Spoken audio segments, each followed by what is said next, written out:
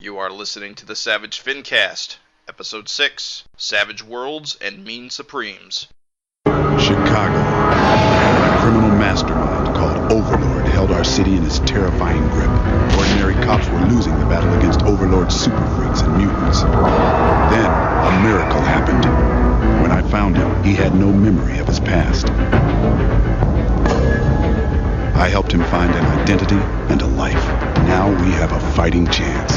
Now we have the dragon.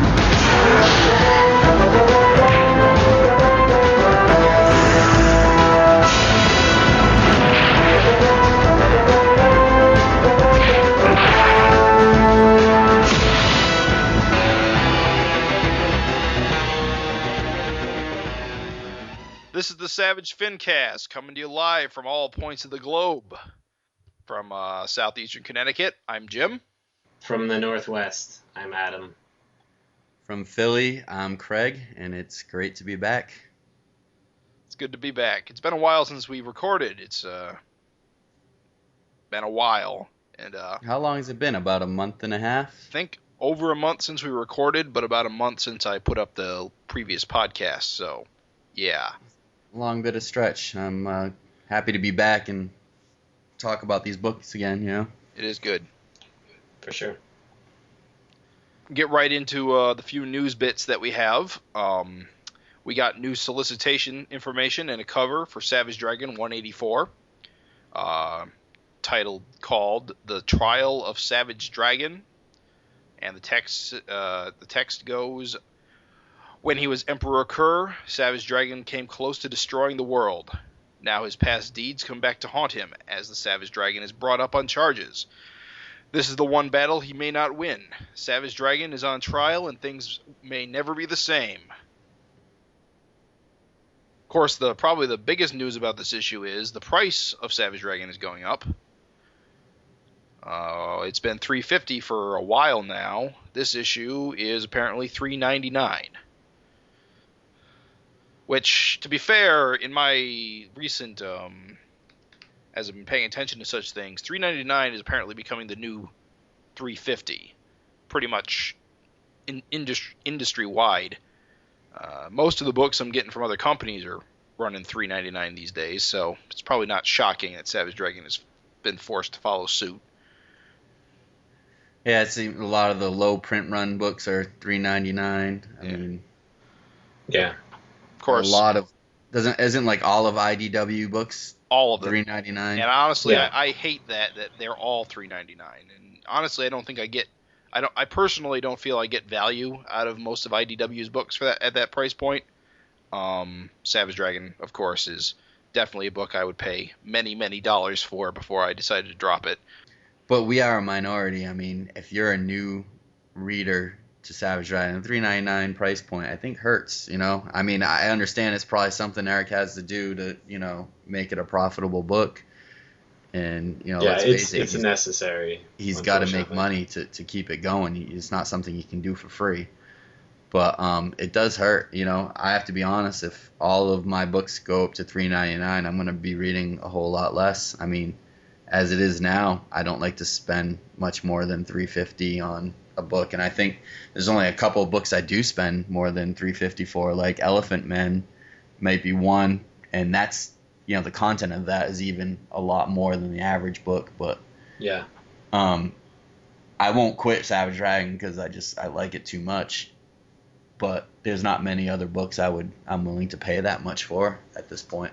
To be fair, Image does have a very high percentage of books that are still at $2.99. Granted, they are their best sellers, of course, or their newest properties, their hot properties, whatever.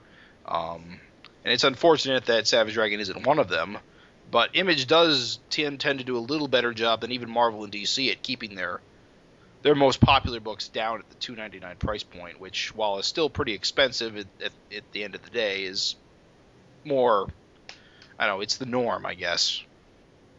Well, yeah, I mean, where there are, and it's not just Marvel and DC, but there are plenty of companies where they'll go, this book is selling like gangbusters, so we can raise the price and people will still buy it. Whereas the point of view of like Erik or, you know, Erik Stevenson is more along the lines of, we don't want to raise the price unless we have to. You know, it's definitely not a, you know, not that you guys were saying this, but it's definitely not a cash grab or anything like that. In this case, it's absolutely necessary, and it's too bad that it's necessary. But also to Erik's credit and to Image's credit, like you guys were saying, not a lot of other companies priced books at $350. Like a lot of Marvel and DC titles made the jump from $299 to $399. Right. You know, like that was the jump. And I was looking at the last few times that Dragon's price has gone up, and the cool thing, and one thing I know about Erik is that he hates how expensive comics are right now, and he's tried to keep the book as cheap as it can be for as long as possible.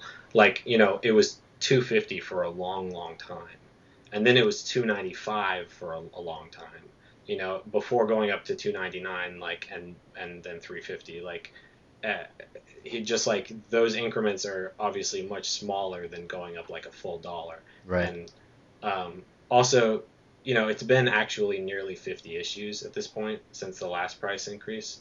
So that I take a little bit of solace in that, and knowing that, you know, this is kind of the direction a lot of books are heading, and it's unfortunate, but the book is still, you know, still in the top 300, and I'd like it to be doing a lot better, obviously, but you know, it needs to do what it needs to do to survive. And I think we always say this about all you know, the other books that we talk about on the show, but people need to get the word out there, and people need to pre-order their titles, and you know, it's not inconceivable that on some books prices could go down. It has happened, and it's just a matter of, you know, if more people are reading again. And anyway, sorry to go on. Well, I wonder how this is gonna affect the price for the comic in the digital format. My guess is that it will just be the same price in print and in digital, but I could be wrong. I thought part of the reason why he kind of upped the price for, like, I think on the digital, the first week it came out, the price was always like $4 or something, because iTunes or something couldn't go to like $3.50, or I don't know. Yeah, the Apple has a thing about doing 99-cent or dollar increments. Like, they won't do $3.50. Yeah, so I think the thinking was you made it more expensive and then dropped the price down after it's been out for a while, but I could be wrong on that. And yeah, I think on Comixology the issue on the first month is $3.99, and then a month later it goes down to $1.99. I don't know. Yeah. I might want to fact check that, but I think I think almost all the back issues after a month are at $1.99. Right. So I guess maybe I'm guessing it's probably just gonna stay the same, but I could be wrong. Yeah. I know new $2.99 books like Glory start at $2.99, and then a month later go down to $1.99. So yeah, Savage Dragon gives you a $2 savings. You can't beat that deal. That's true.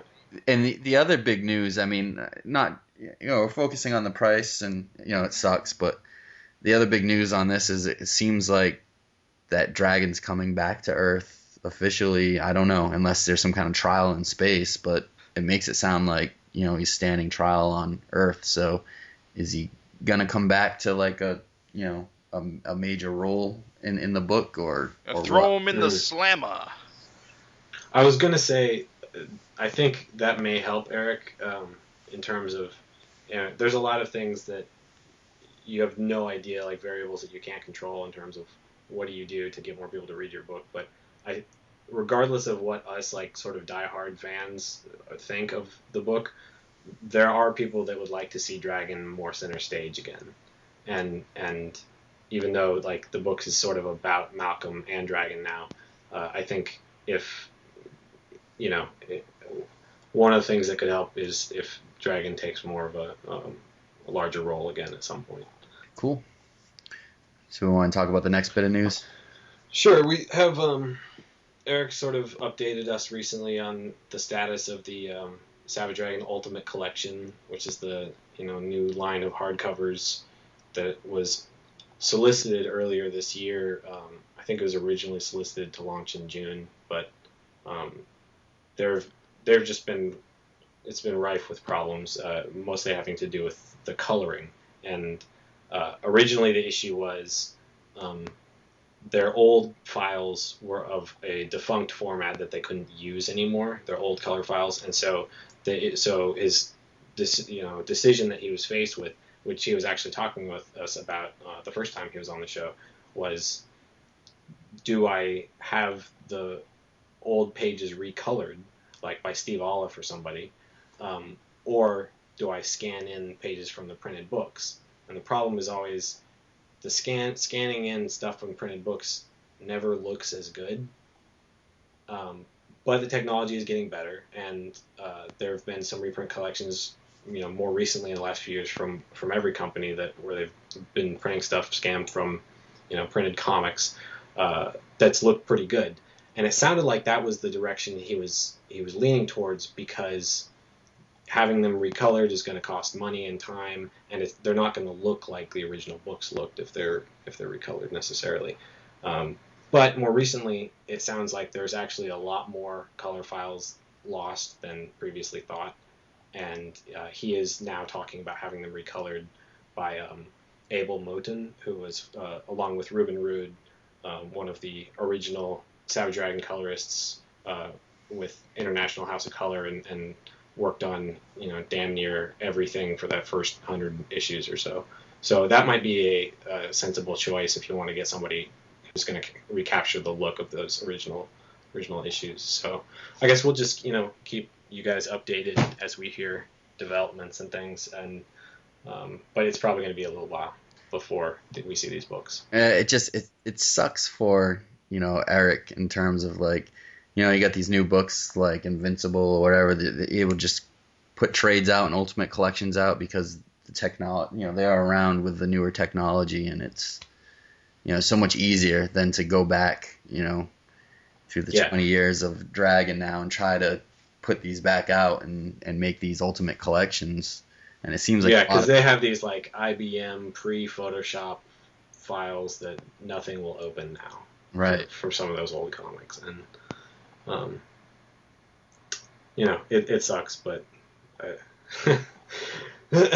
it's I think it will be a good idea to make them look as good as they can look, right? And once they start getting going, I think that kind of initial hiccup of the coloring, once that's taken care of, then the books could get on a pretty good program, because there's a lot of stuff to choose from, and there's clearly been interest from a lot of people. I see people posting online all the time saying things like, I know the series is available digitally, but I'd like to read it in the printed format, and I really just want some like big hardcovers or something. Right. And so they're on their way. It's just of course. Now I'm wondering what they're using for the source for the digital copies. That's scanned stuff. Those are scanned from printed comics. The oldest stuff. Yeah, I think that's a major obstacle for a lot of people to get into Savage Dragon, is that they don't want the digital version and they want collected editions, and especially the way Dragon, kind of the collected editions skip around to volume 15, and then there's, another space, what's the space between volume 15 and before that? There's like 20 issues or so. Yeah, and then there's no trades for nearly 100 issues. And it's hard, because if you're going to have a trade paperback for every 5 or 6 issues, we're closing in on 200 issues. That's a lot of books.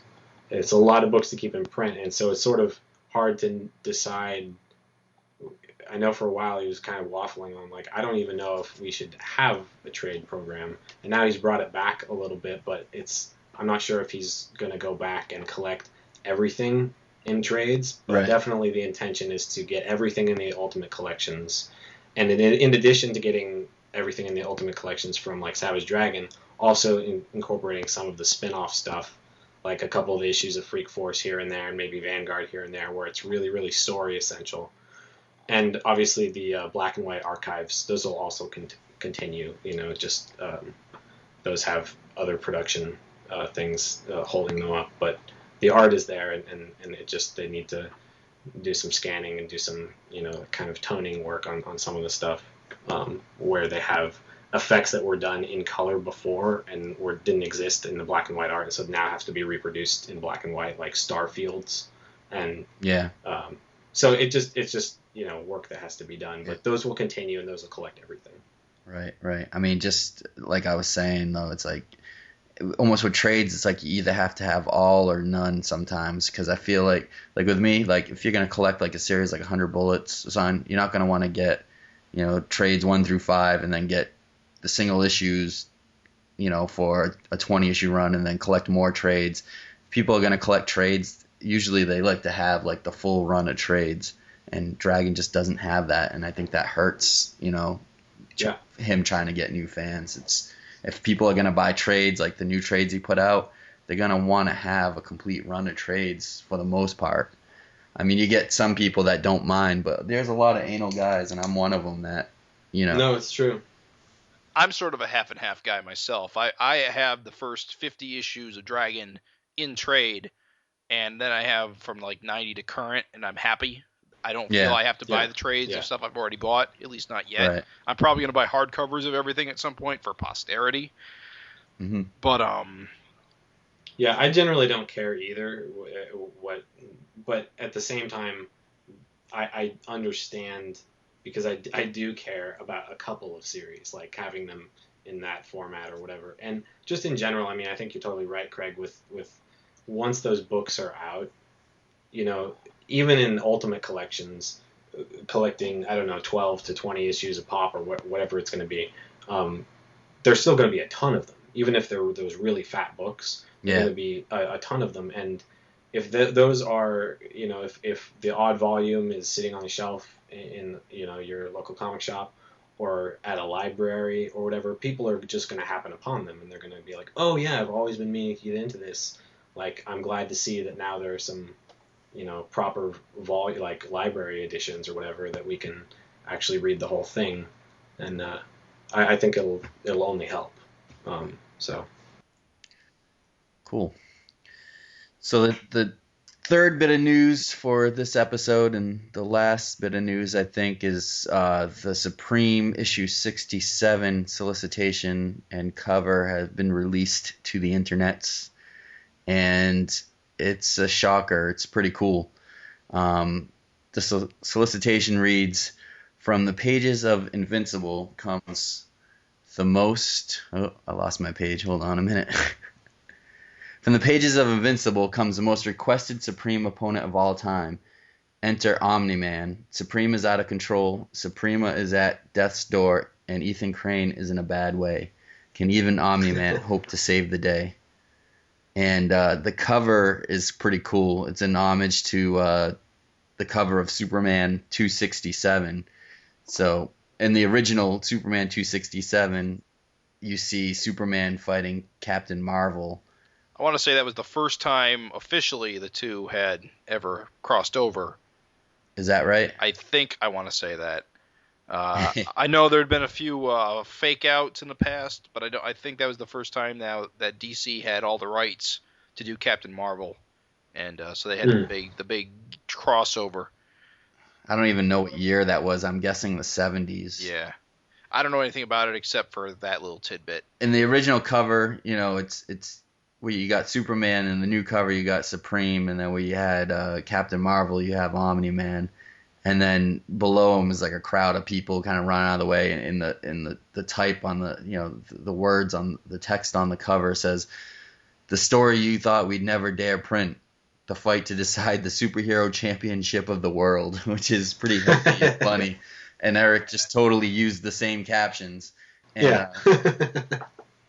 and I guess on the cover, it confused a lot of people because Erik used the traditional Omni-Man kind of outfit, costume that he was in on the first 10 or so issues of Invincible, the kind of red and blue superhero type costume, as opposed to what he kind of wears now. But I think Erik said that was just for the cover, but he's gonna actually be wearing his regular duds on the inside. Right, like it's not a flashback story. It's current Omni. No. So it's kind of a cool cover and a cool concept. It'd be pretty cool to see, how they fare against each other. They're the two kind of heavy hitters of the Image universe. Yeah, it'll be cool to see what he does to sort of give the nod or tie it into Alan Moore's Omni-Man. Because that's been a question that a lot of people have been asking since Erik took over Supreme. It's been like, oh, well, there was an Omni-Man in the Alan Moore run, and I didn't even realize that.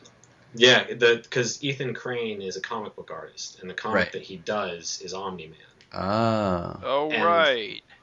And the book that in the last Alan Moore issue, Erik's first issue, the book that Darius Dax reads that makes him realize that the supremacy exists is they've done an Omni-Man story about basically about the supremacy, except it's like the Omniverse, or it's called something like that, and it's where there are the Omni-Men from all the different universes.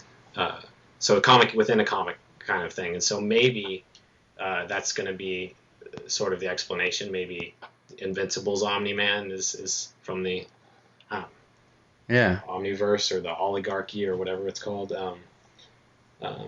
It's kind of just a fun way to tie in these just coincidental names. And, I wonder if Kirkman's going to have any input on this issue. I'm sure, Erik's talked to him because he's using his character, but I wonder how much. But I know I suggested that I was wondering if Erik had approached Cory Walker or Ryan Ottley if they were going to do any alternate covers, and he said that would be a neat idea. Yeah, did you see Cory Walker said on Twitter that would be a neat idea, or something to that effect? Cool. Yeah, and we mentioned a little while ago one of the solicitations for the issue with Super Patriot. The original solicit said variant cover by Cory Walker. I think whoever was typing the solicitation just saw Cory. Yeah. Thought, oh, Super Patriot. Oh, it's Cory Walker. But it was obviously just Corey Hampshire, who's as the artist on the series doing a cover for each issue too. And so it would be awesome if Walker did one. And this would be the perfect issue to do it for. Definitely. Okay, now I think we're going to talk about the latest issue of Supreme, number 67, that just came out. 64. Oh, right. 64. For a minute there, I was in the future. You're going to talk about what we just talked about. All right, we're talking about Supreme 64, latest issue of Supreme. Got the new logo on the cover. Pretty cool cover, all things being equal. I think a lot of people drew the comparison that this cover was very similar to one of Erik's classic Nova covers. Either of you know what they're talking about? Yeah, I mean, I think it's Nova 1 from this the series that he wrote, and he was drawing the covers for Marvel, and it's got that same Supremes in the same pose, the same angle shooting up from the city. I don't know if that was intentional or not. There's probably only so many ways you can draw a guy flying up from a city. Yeah. Although, I don't think that's not a city. That's his citadel, right? Yeah, but it looks like a city to me. It even looks like it has cars and stuff on the street. It does, but I'm looking in the background. There's like a big Supreme statue, or is that from Supreme? No, I think it's supposed to be the Citadel. But it's like a globe. The Nova cover was the same way. It was a wraparound, so you could see more of it. But it was like he was flying up from this kind of globe city, which was just artistic representation. It wasn't supposed to, this actually is a globe city, but. Oh no, New York's a globe. All these Supremes on the cover, are they all previously established in the Alan Moore run? I think so. I mean, there might be one or two of them that are just kind of that look like Supreme, just kind of generic. But Lady Supreme and 70s Black Supreme, I don't remember what her if she has a different name than that. And Squeak the Supreme Mouse and 50 Supreme. What's the lion guy's name? I don't know, the Lion Supreme, but yeah, he's in the Alan Moore run. How about the green blob guy? I didn't even see him in the book. Yeah, that's probably a new one. Pretty neat. Opens right up where the previous issue left off with all the Daxes attacking. It's called a Citadel, right? Oh, the Citadel Supreme. They're all riding in to lay siege to the Citadel Supreme. What city is the Citadel Supreme floating over, or is that never specified? Ever in like any run. See, I'm new to Supreme, and it's just weird to me. You look at that splash, and the city looks futuristic. It looks like the city's got these big golden statues in it. I'm not talking about the Citadel, but if you actually look on that splash on the city, yeah, as someone new to Supreme, I don't know what that is, but I imagine it's some kind of like metropolis type city. There is a metropolis type city that I don't know the name of. I don't know if the Citadel is supposed to be right over it, or if it's just right over it now, or what. Mm-hmm. I don't remember what it's. Megalopolis or something like that. Yeah. And it's not really that important to the story per se, but I just don't know anything about it. I'm coming in new. Of course, we got the big splash page for the Dax we met last issue and his Diana girlfriend alternate Dax. Whole bunch of background Daxes. You're always looking for the Easter eggs. There's all sorts of little nods. I almost want to say this one looks like he's Karate Kid from the Legion of Superheroes, but don't quote me on that. There's a Nick Fury looking one. He's got an eye patch and everything. Yep. I think in the previous issue, too, there were even more kind of Marvel looking guys. Wonder if the D on his chest is supposed to be D-Man. He's kind of got a Batman hood on. Daxman or something. Daxman. Yeah. And all of the Supreme guys are all the Suprematons, so they're just like robot servants for Supreme. Is that how it goes? I guess they're just kind of... Yeah, they're that's one of the kind of direct Superman analogs. This was Superman was also a super genius, and it's the same deal with Alan Moore's Supreme. He has these Suprematons who sort of run the Citadel, kind of all the stuff that the real Supremes don't do, and they function in the stories as stand-ins for Supreme from time to time, things like that.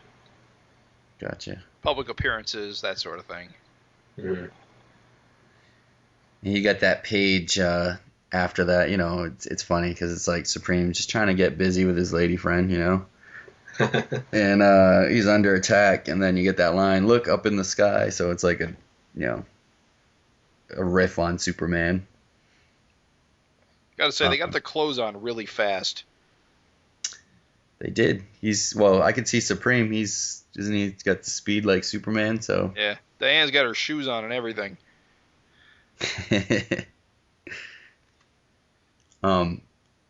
So when everything's getting destroyed, and I guess in the Citadel is like, he's like Superman. He kind of collects all these different trophies.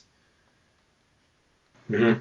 And they're all falling apart. I had no idea what that monkey thing was, except for a monkey kind of falling through the sky. But I assume it's, I don't know. Was he taxidermy? Is like super villain. He's a trophy. Omegopolis. Omegopolis is the name of the city. The thing that cracks me up is, and I don't know how this is explained, is, the Citadel gets toppled. I guess it destroys a huge portion of the city. And, Supreme gets out of there. And the different Darius guys with like Darius Duck and, King Darius or whatever point, and they're like, look, we flushed him out into the open.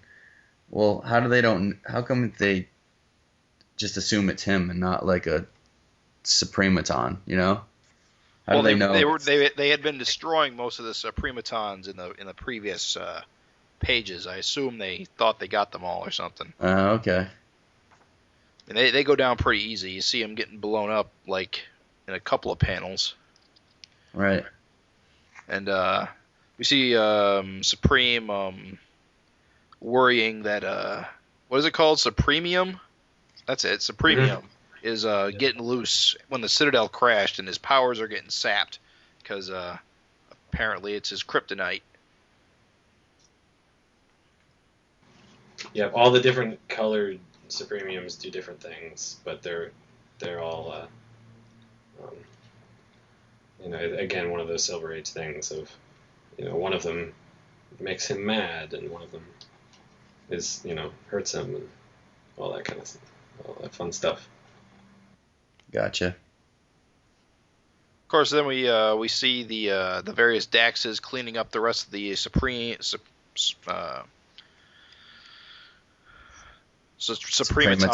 Yeah, Suprematons. You gotta love that transvestite Dax. Is that what that is? Yeah. He is not looking too good.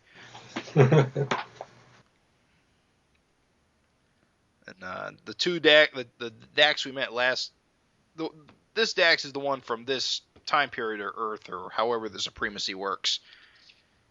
He took over for whatever. He killed the other Dax and took his clothing, hanging out with his girlfriend. Yeah, you could say this is our Supreme's Dax. Right. So or Alan Moore's Supreme's Dax, yeah. I guess. Well, he was only just introduced, right? In issue chronological terms, he was only introduced a couple of issues ago, right? Like I said, sort of, because he was around and Supreme beat him, and then he came back by way of showing up at the Dax version of the Supremacy. I don't remember what it's called. Like after he was taken out of continuity, after Supreme defeated him, he appeared in the Dax universe, and so he's actually been around for almost the entire, like pretty much Alan Moore's entire run, and he's been in different people's bodies and stuff. Okay. So they end up opening the portal to the Supremacy, and you get a great splash page with all the different versions of Supreme. And I guess, there's a ton of them, and I guess that was the whole plan of the different Daxes, is to lead them to the Supremacy portal so that the minute they found it, they could shoot a missile at it and close it off. So it looks like a bunch of the Supremes get out, but also a bunch of them are either killed or sealed off, if I'm reading that right. Right, so when the missiles hit and blow up the rest of the Citadel, the whatever portal gets closed, right? Well, no, it can't be, because later on they go back in. Do they go back in? Remember? That's where Liefeld Supreme is still held. Gotcha. I guess they're just blowing up the Citadel to create more confusion, to give them a more upper hand. Well, there's a ton of, Gasp, no, Billy Friday, Judy Jordan, they couldn't possibly have survived that. That because there are a whole, number of versions of Supreme supporting Jimmy Olsen and Lois Lane and Lena Lang equivalents, like in the Supremacy. So, like the human characters that were on the Supremacy when it gets blown up are probably mostly all dead. I don't know the details. I don't know any of those characters, so I sort of assume that they lived on the Citadel, because the thing's huge. It's like city-sized. I assume when the Citadel blew up, they died with that. I didn't realize they lived in the Supremacy itself. Yeah, I think it's sort of I sort of know what you're saying, but I think it's more like there's more overlap. It's more like it's one and the same thing. Like, okay. Citadel is the home of the Supremacy. This big splash page with the missiles crashing in and blowing up the Citadel. If you look to the left, you see all these, like, I guess they're supposed to be Sergeant Supremes. There's like 3 of them. And they all wear helmets. Kind of, I guess they're probably a riff on the Captain Marvel Sergeants. Sergeant Marvels. Yeah, I don't remember what those guys' names are, but they're from the. Oh, they had been previously established. Yeah. It looks like they don't survive, though. I doubt it very much. Because you flip to the next page and you see, a guy's arm with a little sergeant symbol blown apart. And that was his arm. Oh, okay. Erik The glasses. Yeah, Okay. yeah, you're right. From what I'm getting from this, Erik is just kind of paring down all the variations of Supreme to, the 5 or 6. Most visually unique. Yeah, they get rid of the big stone guy or whatever, and I don't really know the exact ones that survive. I guess on the last page when we get to that will kind of show us. But basically, what's funny is he kills off. He's gotten a lot of flack for killing off Radar, the Hound Supreme. Right. But Alan Moore killed off Radar in a far bloodier fashion, and issues later, he went back and said, "Oh no, that was like the Suprematon. That was one of the robot radars." But in the issue where he was killed, it wasn't actually supposed to be. It was supposed to be the real radar at the time because there's blood all over the walls. It's not supposed to be a robot that got killed off. Anyway, I just thought it was funny that Erik kind of caught some flack for it. But did people complain back then?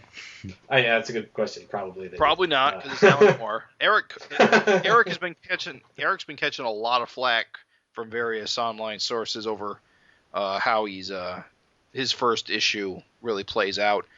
I don't think they're paying attention very closely to what's really going on here. They're all complaining that he's killing all these characters, brushing them under the rug, whatever.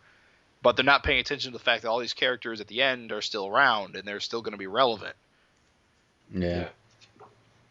He's kind of damned if he does, damned if he doesn't. Right. He's gonna be castrated for ignoring the Alan Moore stuff or for doing anything to it. Right. That's the thing. He's not ignoring it. So, he's using everything Alan Moore provided and intended to pass on to his successor. So he's only just doing what Alan Moore wanted in the first place. So this is my question. This is where I'm confused. Okay. So now when they're flying to go get the quote-unquote life-veiled, pissed-off Supreme, to my understanding right now, they've destroyed the gateway to the Supremacy. Or am I wrong? I'm thinking that the Supremacy gateway is destroyed.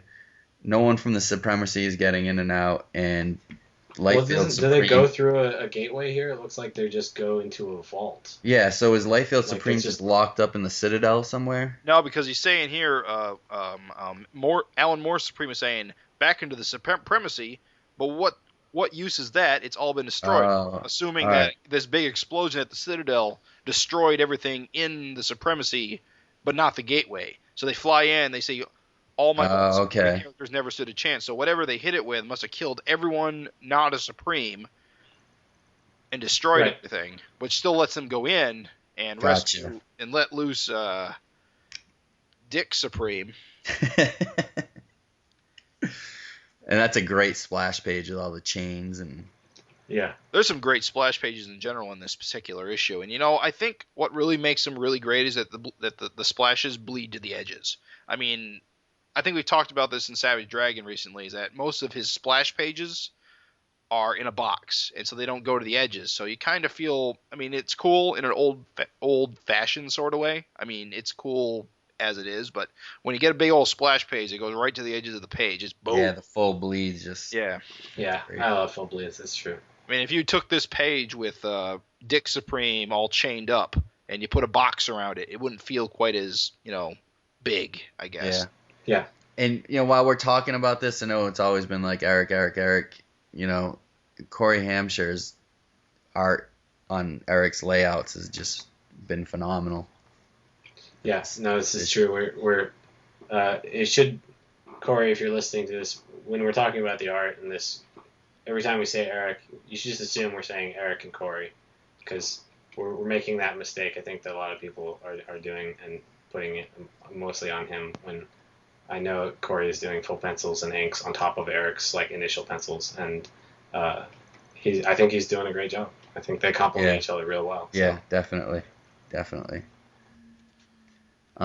So I love, so you get that splash and, the Supreme we all know with the original Supreme are, they have Supreme, whatever you want to call him. Yeah, he's about to say, "Is it wise?" It gives him about a split second where they kind of just start touching the chains, and then he's busted out. You blink your eye and he's gone. Tiny bit of slack, and boom, he's got just enough leverage to bust out of everything. And I love how that that second panel on that page is just like these glowing kind of little sparks. Yeah. The shackles are just busted, so it just gives you that, like, when you look at it, it looks like almost like slow motion, like you see the chain just explode and he's gone, and you get the visual cue that it just it took less than a second. Yeah, the beats on this page. Yeah. Everything that happened in that gutter right there, Scott McCloud would be proud. Yeah. Yeah, the transition from with the Dax and Diana Dax there to the panel of the skulls. That's perfect. I just laughed out loud when I saw that. It's just so sudden. It's classic Erik Larsen, really. It's 1 minute they're alive and talking and doing stuff, and the next minute they're skulls. Yeah, and not only is it like just a couple panels in the middle of the page, but it's like, this is the arch villain. This is the guy who led all of the Daxes here. This is the guy that was, the main villain in all of Alan Moore's run, and boop, he's gone. Yeah. Not even saved for last, just the very first victim, not even given any dignity in his death, just... I guess that must be heat vision. Yeah, either heat vision or he's just flying really fast. Yeah, but maybe it's just air friction. I assume you're probably right. Yeah, probably, something like that. Heat vision. Actually, that's probably his eye blast. So. Oh, yeah, because he's blowing guys up on the next page with that, too. You're right. And the next page is great because, Corey really gives him that life-veiled kind of look with the eyebrows and everything. They're I assume it's intentional to really make him look like the life-veiled version of Supreme. Yeah, he puts all those extra lines on his face. Yeah, and just even like the way he draws like the nose and the eyebrows and the teeth, even if he doesn't do it for the rest of, doesn't do it all the time, it still gives you that kind of, that visual cue that, yep, this is the life-veiled version that's just kicking ass. Ripping transvestite Dax apart. And just the expression on his face in that first panel is hilarious. Just his mouth and everything. He's just so mad. For as brutal as it is, it's funny. And so basically it's just a pile of Dax guts. He just murders everyone in literally 2 pages. Mm-hmm. That's how fucking badass he is. I love, like, 70s Black Supreme on the next page. And she's just like, ooh, that seemed to do it. Yeah, I'm glad he kept her around. Yep. So, now I have a question. Now, Supreme, badass, Dick Supreme, Liefeld Supreme, whatever you want to call him. Mean Supreme. I think we should call him Mean Supreme. All right, Mean Supreme. He grabs the Silver Supremium. Now, how does that work? It seems like it captures their powers and he closes the box and he has all their powers in the box. Or no, it's like gold kryptonite. If Superman's ever exposed to gold kryptonite, all his powers just go away. He becomes a normal person. And so I assume Silver Supremium does the same thing. They just, being exposed to whatever light energy it's supposed to be, just takes their powers away, and that's it. And how do you get them back? That's how I read it. I think that's the big question mark. How do you get them back?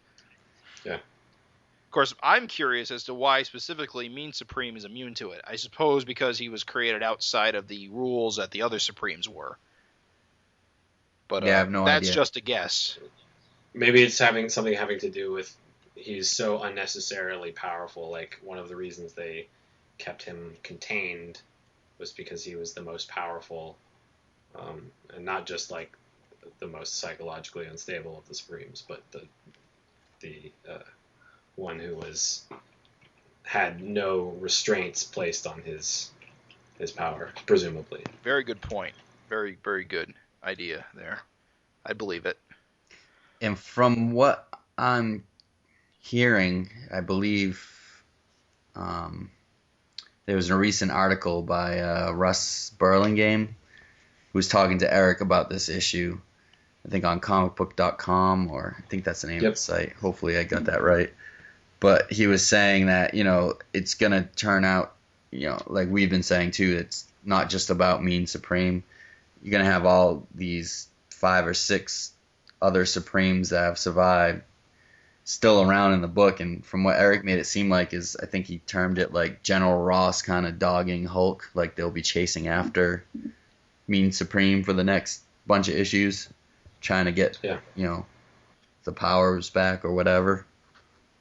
Well, we know, what's her name? What's Girl Supreme's name? Suprema? Suprema. Suprema's took off early in the fight, so we know she's still powered and out there. Mm-hmm. So, they got that cover coming up in 2 issues with her and Mean Supreme on the same cover, so we know that's going to play out in some fashion. Right. And the cover of the latest one, 67, of course, has all the depowered Supremes right on the cover. So these characters are going to be relevant to the story for many issues to come. In fact, I'd almost want to say that just a gut feeling I have is that they may even be the main characters for the next however many issues. And that Supreme is, like you said, he's going to be like the Hulk. He's like the thing that they have to try to stop or contain or talk sense to or whatever. Yeah. And I like how at the end of this issue, Erik did a little write-up, which is pretty interesting. But I also like how he said it's going to be a letters page for this too. So it'll be interesting to see, what kind of reaction he gets if he's going to post positive and negative. How many "why you're not Alan Moore" letters? Which is the one thing that I keep coming back to. I know that this take on Supreme is not going to be for everybody, and I know there are going to be people that, just always hold the Alan Moore run in the highest regard, and there are also going to be people that prefer the original Supreme, but to want Erik to do like a riff on Alan Moore, or to want him to, I don't know, imitate the style. I don't know. It just seems so nonsensical to me. Like, to want anybody to copy, something that's been done before like that is just. Well, it seems like if you're a really big Alan Moore fan, why would you want anybody to try to imitate him? Yeah. Like in terms of, not in terms of like, a reference or a style or whatever, but to try to do the same thing that he does. Right. Rather than, why don't you just want that? Can't we just get like something new, like something that's a new creator doing their own thing? And he's gone out of his way, several times as saying like exactly what you guys are talking about with the sort of crew, saying, this it's not the original Supreme replacing the other Supreme, it's in addition to. Yeah. And it's going to go somewhere it hasn't been before. So, right. I'm just interested to see what that means and where he's going, because I have no idea what his plans are. So just think of this character too in terms of, being a creator-owned character. I mean, you could never do this with like a Marvel character. You couldn't make, or a DC character. You couldn't make Superman go through these different phases. If a new writer did come up, they would have to kind of follow the Alan Moore way. It would have to be like almost like a continuation. I mean, I guess it's been done in Marvel where people have taken over and changed directions, but it can't stray too far. Well, they would go, oh, this thing was successful, so now we have to try and redo it. Yeah. And we have to milk it, and they're, obviously like the imitations are always, they always sort of pale in comparison. Yeah, I mean, it's nice. It's really cool. I mean, we've talked in past episodes that this is Image Comics' 20th anniversary. It's really cool to see where a lot of these characters that were around for the past 20 years at Image are now, and how creators have been able to kill off guys and replace them or change things drastically, and it's just been fun to see that, whereas, not a lot is different about Fantastic Four or Spider-Man, or if it was different, the things have reverted back, Yeah, nothing's different for very long. Yeah. Ultimately, nothing. There's very few changes that are permanent. Yeah, Jonathan Hickman's doing like all this crazy stuff in Fantastic Four, but you just know the moment he's gone, you're gonna be right back to whatever status quo Stan and Jack left behind. Yeah, I mean, you look at Spawn's a completely different character. Savage Dragon's been taken over by his son Malcolm. Shadowhawk has been different characters here and there. Yeah. I'm sure I'm missing somebody, but there's a bunch of different characters that have been made. Well, all of Rob's new books are different. Even the ones that are closer to, the style and tone of the original titles. Like, I don't think people realize this, but who's writing the new Youngblood comic is the guy who wrote Black Swan, the movie. Yeah, I heard that. Like, that's insane. The Youngblood comic is being written by John McLaughlin, and that's not something that I would have ever perceived for it. And I think that's really cool that we have this person who has this probably really different sensibility doing a take on the book, even if aesthetically with the art by Liefeld and John Mallon, it still has that look. Right. I really like the chances they're taking by putting all the people they're putting on these. So that does it for Supreme, I think. Yep, and I got a good feeling this book's going to come out relatively on time, so hopefully we'll be talking more about it every month. Right. So we also, just to keep this on target as a Savage Dragon podcast, I think we're going to do another retro review. I think this time we're going to talk about Savage Dragon 81. Do either of you want to put this book into context where Dragon was at the time? Sure. This is still sort of at the beginning. This is 5 or 6 issues into Erik's Savage World arc, where he basically made the most drastic storytelling change in the title, probably in the title's history, where in issue 75 he sort of had the universe get all fucked up, and in issue 76 the world is not as it was. Everything's different. Dragon wakes up and things are changed, and the world is a much harsher place. And part of it is a callback to Kirby's Commandy comics, and part of it was also Erik sort of going, there's a few things that I've been doing in Savage Dragon that I'd like to do differently just to see how the story goes. And one of those things is he almost never ever used thought balloons and thought captions. And so starting with the Savage World arc, he started using those. And he also, like we were talking about with the splashes earlier, Dragon was traditionally full bleed, like if not every page, then many pages of many issues. He's going to a strict panel grid. And he's also doing something where, at least in the first couple issues of the Savage World arc, Dragon is now like really, really the focus of the book. Whereas leading up to it, so many of the subplots and the supporting characters' storylines had sort of gotten going and developed that he had become having less of a prominent role in his own book. And the interesting thing that is easy to actually miss when you read them is that Dragon is in every panel. He might not be in it by issue 81 here, the one that we're going to talk about, but in the first couple of the Savage World one, like 76, 77, he's in every panel. And I never noticed it the first couple of read-throughs. Interesting thing also is, because this was such a dramatic shift from the way the book had been previously, there was a lot of pushback from fans who liked the book as it was, and were like, "What are you doing? This is totally different." And I think there's still a lot of people who feel this wasn't one of the stronger eras of the book, but I love it. This is actually one of my favorite arcs of Savage Dragon ever, and yeah. I think his art was at a peak here because he was so enthusiastic about what he was doing. I absolutely agree. I think the 76 to like 81 is the pinnacle for me of my favorite art of Savage Dragon. And I think, like you said, it's because he was so into this and so excited about this. Yeah.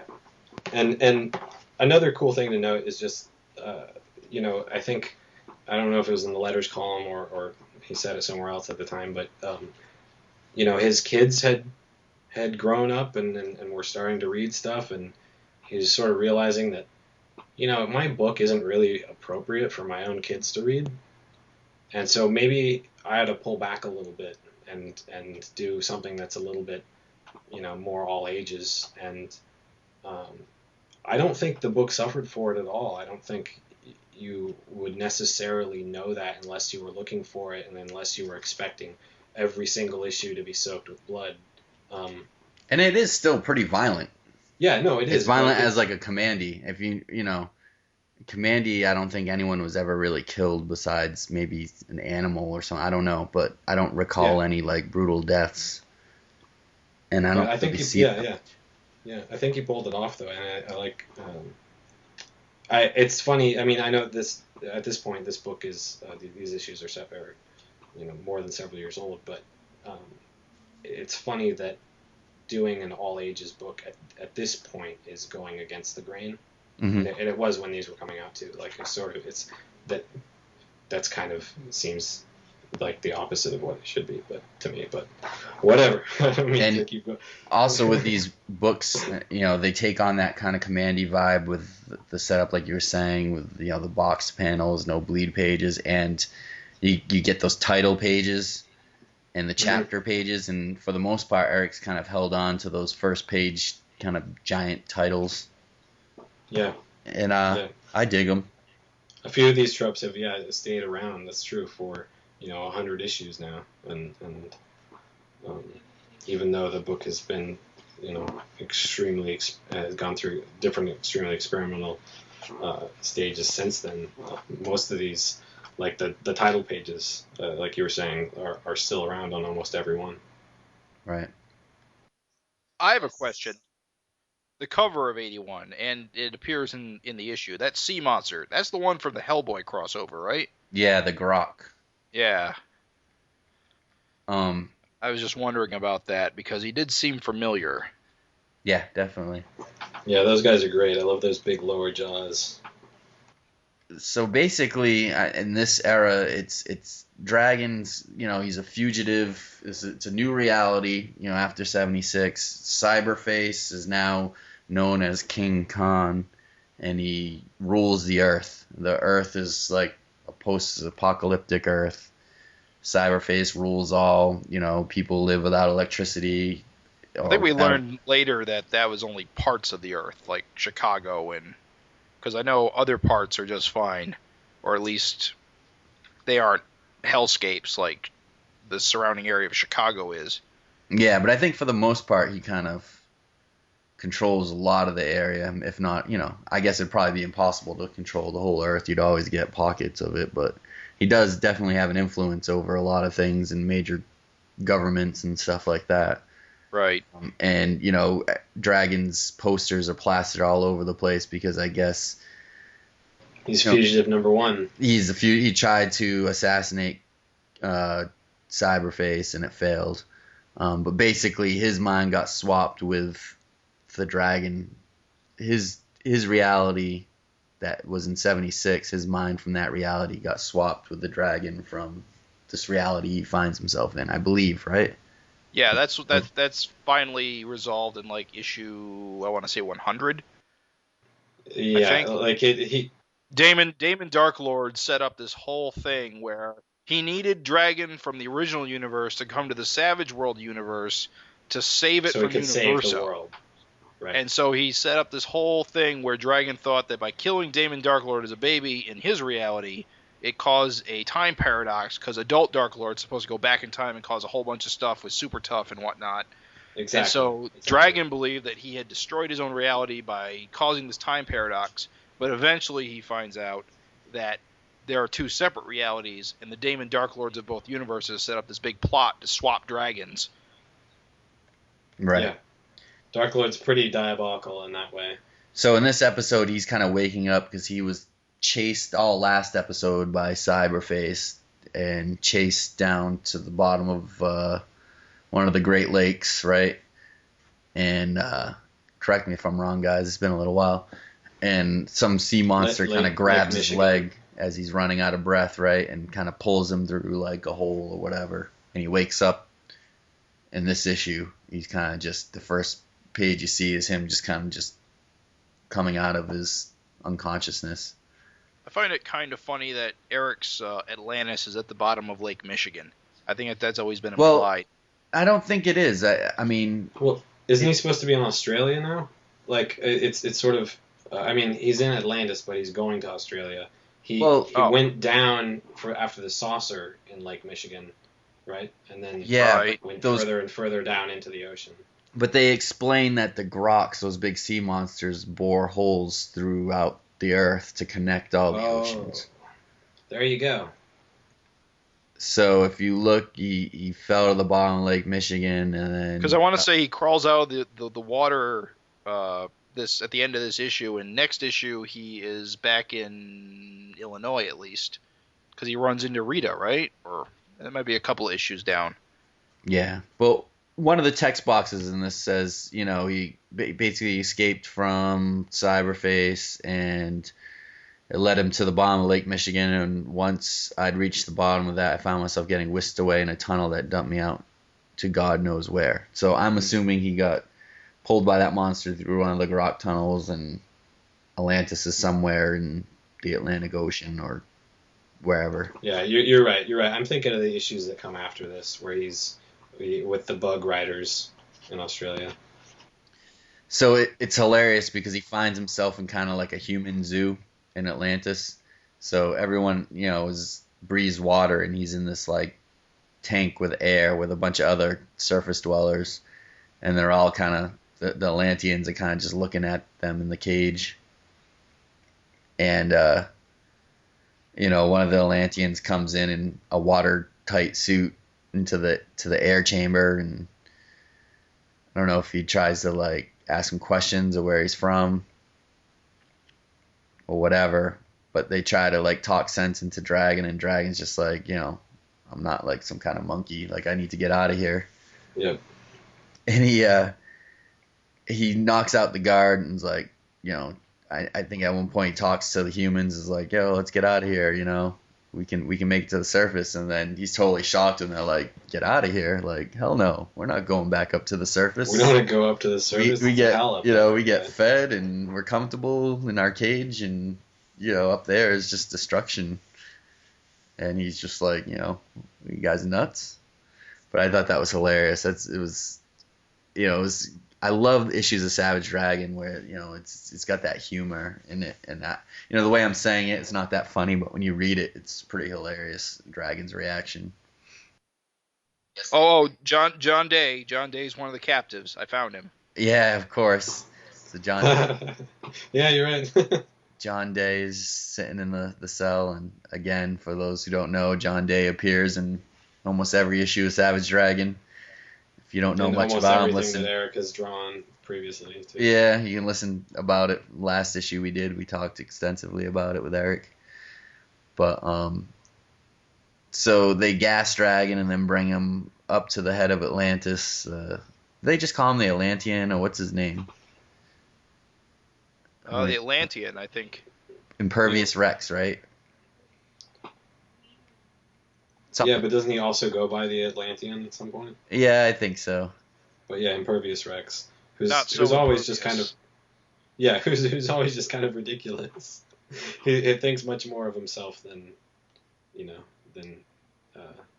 Dragon. And he really is. Yeah. And so again, the Atlanteans kind of explain to Dragon that, you know, you can't go up there. We don't want anyone to find out we're down here. You know, there's a whole mess up on the surface with, you know, Cyberface and aliens, and the world's gone to hell, and we don't want to bring it down here. So sorry, buddy, you got to stay down here. Yeah. You know, Dragon's not having it, and then he turns around and Mako shows up in his awesome 70s duds, which I thought. Yeah, what's cool about this scene too is, I'm sorry.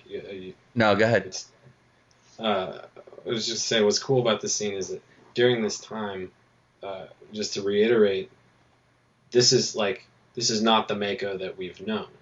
This is like now that Dragon's in an alternate reality or an altered reality, and he's meeting these familiar characters. They're not necessarily always as close to the, versions of those people that he'd known on his previous Earth that he lived on for 75 issues, and so it's cool just as a this is sort of the reintroduction of Mako, and that's the character that when you see him for the first time you're like, oh shit, this guy is like one of the really brutal villains from Savage Dragon, and here's his big like reintroduction, and it's interesting to see where it's going to go because you have no idea, but that's sort of what it felt like to read the first time. Exactly. Yeah. And the other cool thing about this issue is a lot of text boxes, but it's written in this like noir style, like just Dragon kind of talking about his situation and making these funny quips in his narration. In the plus column, I finally got something to eat. In the minus column, I hate sushi. So it's pretty cool to see that, It's something that we didn't really see much. And then we see, is it Maneater and what's... Gator. Gator and Maneater, which were two villains we first saw in Savage Dragon #1 from the mini in one of the posters. Yeah. And we hadn't seen anything about them ever after that. We saw all the other characters that appeared in that poster, but we never saw them. And they appeared in like a Deadly Duo series that Erik didn't draw or anything. Did he write it? He probably wrote it, right? He wrote it, yeah. Yeah, but he didn't draw it. So this is the first time, and I think the last time we've seen them drawn by Erik. So they're kind of cool, and I guess Maneater's got some, He's got a mind control thing going on. Yeah. And we were talking about that line, which is hilarious, where she, you see these sonar waves coming out of her head, and she's talking to Dragon. She's like, I command you to fight against those that keep us captive. And Dragon just kind of looks at her and just like, I command you to go fry an egg. And it's pretty hilarious. Mind control doesn't work on him. So basically they battle each other, and it awakens the lava lords, who in turn just cause havoc all around them. And one of these pages, if you guys are reading along at home, which I highly suggest, the way we go over these things, on page 15, the top right panel, I always love this panel. It almost reminds me of an Arthur Adams type page, the way Dragon looks. I just think it looks so neat. I just love the way Erik drew this panel. It's so like Arthur Adams-ish. It's it's really, really cool looking.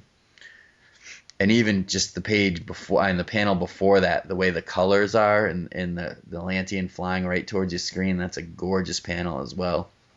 Mm-hmm.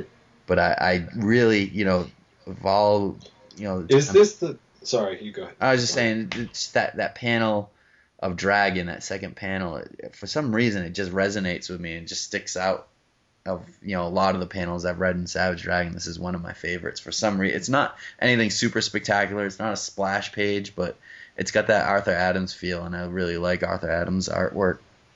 Well, it's cool. It's good storytelling in that, he has a small amount of space to convey, like, Dragon's jumping out of the way of these beams being hit, but they're hitting Maneater, and he's thinking, and she's screaming. So there's all these things going on, and a small amount of space to do it. And you don't even need to look at it for more than a second to understand all of that, absorb all that information. Yeah. And it's just what you were saying. Is this the last time that we've seen Gator and me? Like, did we see them in like Glum World at all, do you think? Or I have no idea. I mean, I could be wrong. I don't recall ever seeing them again, or at least they've never played a part where they've had speaking parts, I don't think. Gavin? Yeah, if Gavin was here, he could say something. I mean, I could look on the Savage Dragon wiki, but... That's okay. Not that Also like how the Lava Lord's balloon tails are fiery. That's pretty sweet. I never noticed that before.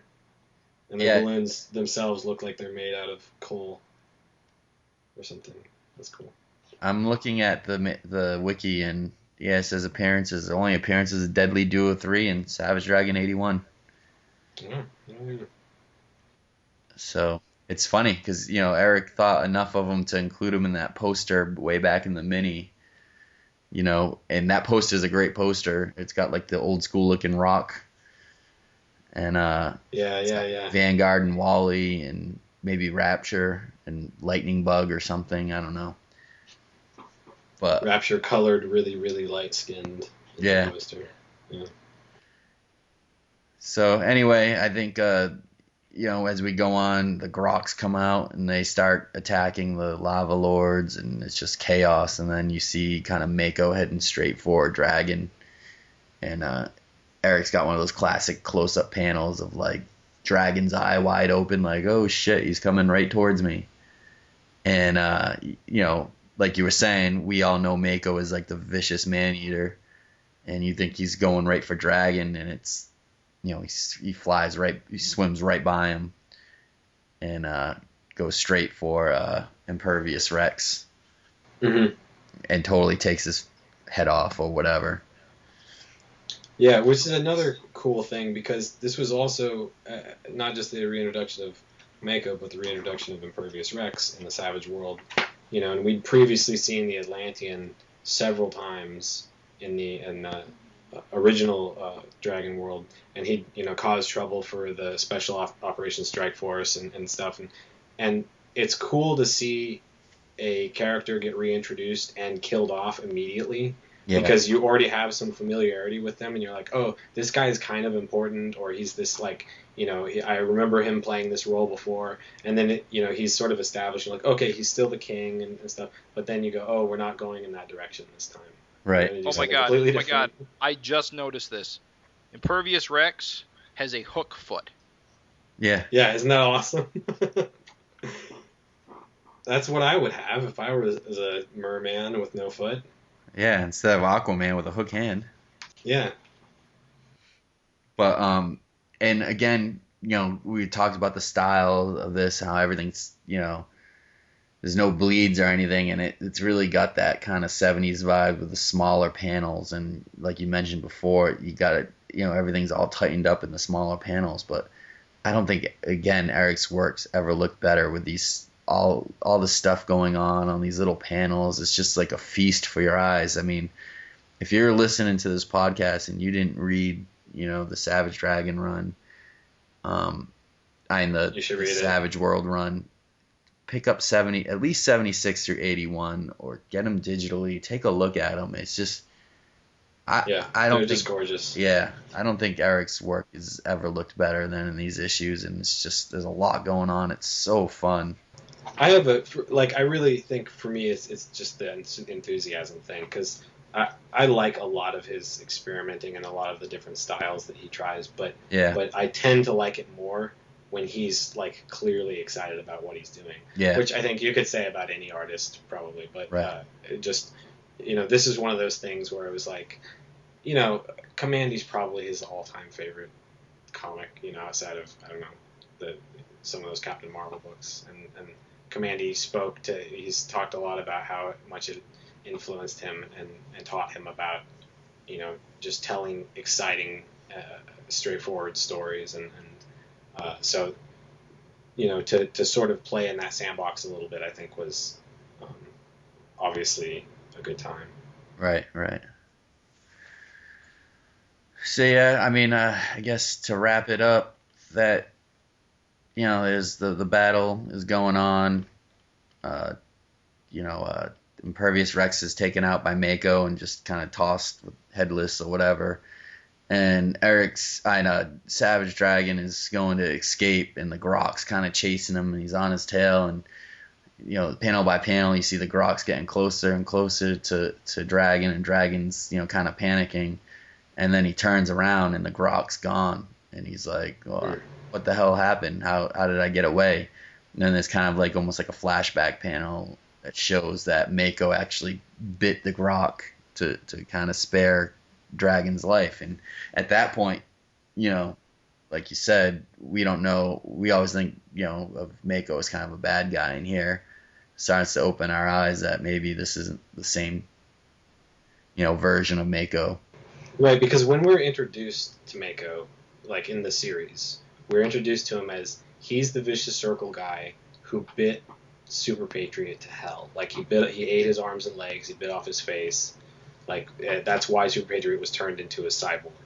Yeah, is because Mako basically ate him, and he's pretty nasty. Well, and even in this issue, I mean, we just saw him 2 pages ago rip off the face of the King of Atlantis. So we're still. We also do get that hint though later in the series that especially when he gets turned into a human, and I don't know if that's 74 or 75. I guess it's 75 because it's when the Nega bomb goes off, or whatever that's called. But yeah, he gets turned into a human. Then he wants to join the assault on Dark Lord's base. Yeah. And he's established himself by that time as he's a bad guy, but he's not a bad guy who marches in lockstep with all of the Vicious Circle goons. Right. He kind of has his own agenda. He's one of the cooler characters in Savage Dragon. I'm glad that Erik's kind of kept him around, and I mean, I think, by putting him in stories like this, and I wish Erik, it seems like lately he doesn't give that time to a lot of his characters. He's got, 5 or 6 Vicious Circle guys that he's given a lot of personality to, and I wish he would do that more in his comics, is give the villains more of personalities instead of just making them throwaway. But Mako is one of them where, again, you get to the last page of this issue and he's kind of coming out of the ocean and you see that he's been hiding away on a deserted island with Dart, I guess hiding from Cyberface, but that they're like friends, and they're heroes, and I don't know if, we don't know at this point if they have a relationship or what, which is kind of weird because he's got a giant shark head. Yeah, it's hinted that there is a relationship here, and this was really kind of the reveal of this issue, and you're like, because again, this is the first time we've seen Dart in this new world, and you're like, oh wow, things played out really differently here. Right. Than they did on the world that we were familiar with, and it's cool because it's he's not taking these characters and turning them into people that they're not, which I think a lot of that the new kind of Shazam looks to be. He's taking the characters and putting them in different circumstances and going, their lives would have turned out differently because they're still the same people they were, but they're in different, their lives go down different paths, and it's really fascinating stuff. And I mean, you kind of had to be there, I think, the first time you read this and be like, have that reveal to sort of, for it to have meaning on that in that level, but. Of course, for me, this was actually probably my first introduction to both Mako and Dart, so it's kind of an interesting circumstance. Yeah, on the other hand, you've seen him become evil again. Right, exactly. And honestly, Mako's story since this reveal has been one of the more fascinating character arcs in Savage Dragon, in my opinion. Yeah. Mako's rise and fall post issue 75. He always reminds me of what the Thing would be if the Thing was evil. He just wants to be human. He doesn't want to be. I don't know if I guess he doesn't want to be human, or does he? He does want to be human, right? He wants to be able to turn between them. Yeah. But he wants the power, but he doesn't necessarily want to be a freak, I guess. Right. I don't know. Mako is an interesting character because he wants to be a lot of things, and well, it's like he is. Every other villain gets hit by some kind of cosmic power or radiation. They just look human with muscles. This poor bastard. I think his story was, he got changed by nuclear radiation while swimming near sharks or something, and he got bitten by a shark. Oh, all right. Zero. Well, but I don't ever know what ground zero means. Ground zero of what? Like, I guess it's enough of an explanation. Does he ever say? Yeah, who knows? It's just so, but it's funny. No, but no, it's cool because he does have a little bit more depth in that. He's not just. This is clearly just a guy who's been dealt a bad hand in life. You know, like that issue with him fighting Angel and Malcolm, and then they break down all these buildings, and it turns out he's trying to find his mom. Yeah, in the, like, he's just a tragic character. You know, his circumstances. Exactly. And he's kind of cartoonish, and he starts out as being so vicious, but I like that he's given that depth. Well, I agree. I'd like to see more guys have that depth. And he just gets screwed, you know. It's like even, you know, and this is gonna spoil it for people who haven't read it. But if you haven't read it, it's too bad because it's been out for years now. Is when, you know, he's fighting Savage Dragon and he goes to like really wind up and punch Dragon, totally misses and just explodes Dart's head with full contact to her face. Yeah. You know, he just punches her head. He's like the unluckiest character. Yeah, it's just like, you know, and, you know, I think that was kind of like, you know, Eric always talks about, like, he doesn't get the Venom character. Like, you know, Eddie Brock never really had a huge reason to hate Spider-Man. And, you know, he did with Mako what should have been done with Venom, you know, like, you know, Mako has a huge reason to hate, you know, Dragon. You know, he actually had Dart, which, you know, he loved, and, you know, it was like Beauty and the Beast, and he's fighting Dragon, and, you know, if he wasn't fighting Dragon, he never would have accidentally killed Dart. So right, so you got a heaping helping of, like, you know, I hate Dragon for making me do this, plus I hate myself for doing this. Right, know? Right. He's like, just a pitiful guy. Yeah. So that's 81 in a little more than a nutshell. But a great book, and like I said, if guys listening to this haven't picked it up, I strongly suggest checking out, you know, the Savage World series, either digitally or the trade. I think it's volume 15 in the trades. Is that correct? Or just find the single issues in the back issue bins. Well worth your time. Yeah. So, next episode, I hope we'll be taking a look at Savage Dragon 180. Will be out, hopefully, in the near future. Probably Supreme 65 will be around at some point. I think it's been a couple weeks since 64, so maybe first week of June it'll be out, and we'll have that to review as well. I think, is it 180 is the next one? Is that right? The next episode? Yes, 180.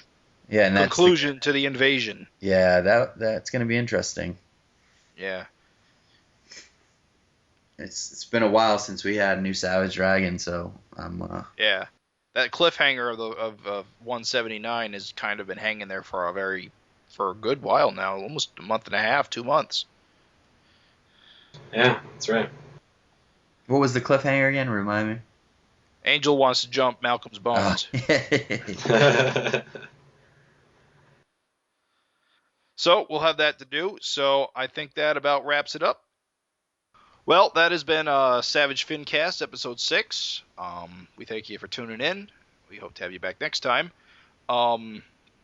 Just a reminder of our various links to various things we support and run. DragonFan.net, the one-stop shop for all of your Savage Dragon and Erik Larsen news. Get them on your RSS reader, and you will never be wanting for news. If you ever want to check out the Savage Dragon wiki with a lot of character write-ups, character bios, issue summaries, it can be found at savagedragonwiki.wikispaces.com. And, of course, you can find the Savage FINcast, if you haven't found our website yet, if you're listening to this through iTunes, at fincast.guttertrash.net.